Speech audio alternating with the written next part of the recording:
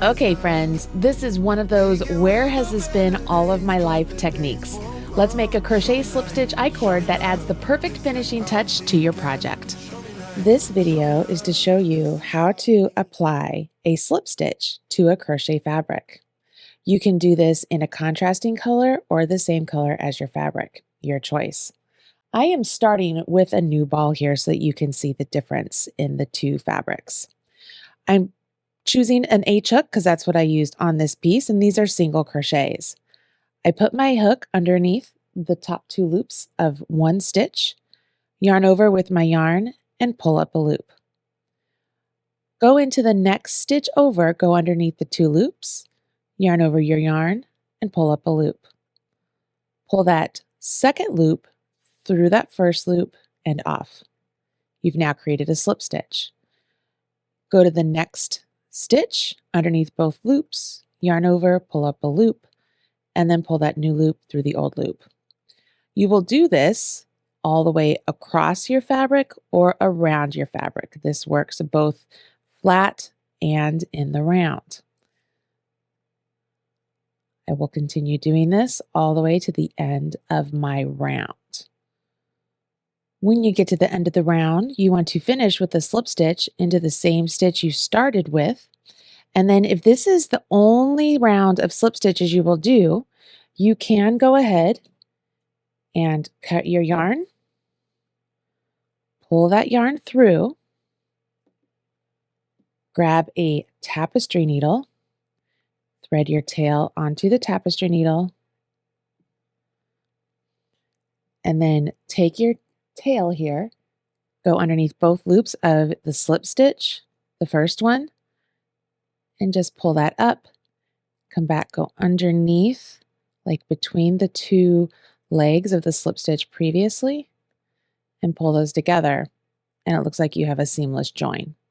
Okay, now that we've done a slip stitch around the edge, let's do a slip stitch into our slip stitch. The only difference here is that instead of going underneath both legs of the yellow, we're going to go underneath both legs of our slip stitch here. So in order for you to better see, I'm going to switch colors. You do not have to cut your yarn from your previous slip stitches. If you're moving on to this step, you could have just continued, but I want you to be able to see how this works. So I'm going to go underneath both legs of a slip stitch, yarn over, pull up a loop, and then just like before, go underneath both legs of the next slip stitch, yarn over, pull up a loop, and then pull that through. So the only difference here is we're now going underneath the two legs of the slip stitch, which as you can tell is a little bit tricky because they are more flat towards the fabric. So you want to be just a little bit patient with it. You can use a nice pointy hook, like a Susan Bates hook is really nice for this, just to get underneath those two legs. But we're going to do this all the way around and see what it looks like. You work the slip stitches all the way to the end, just like you did the other.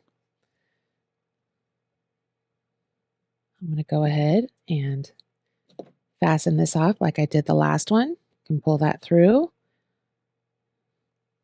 You can take our tapestry needle,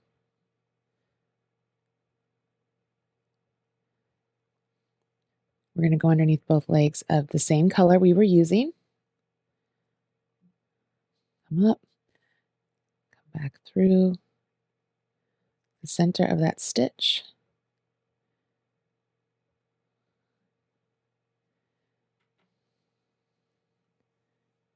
Now, what we have created is the imitation of an I-cord edge in knitting.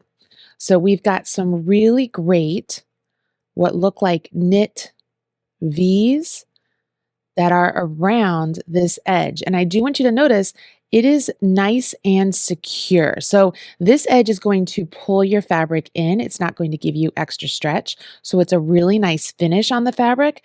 But if it's something that you're adding after the fact that was not part of the design, keep in mind that this does like pull things in really tight, so it could keep things really too snug if you're not planning for that.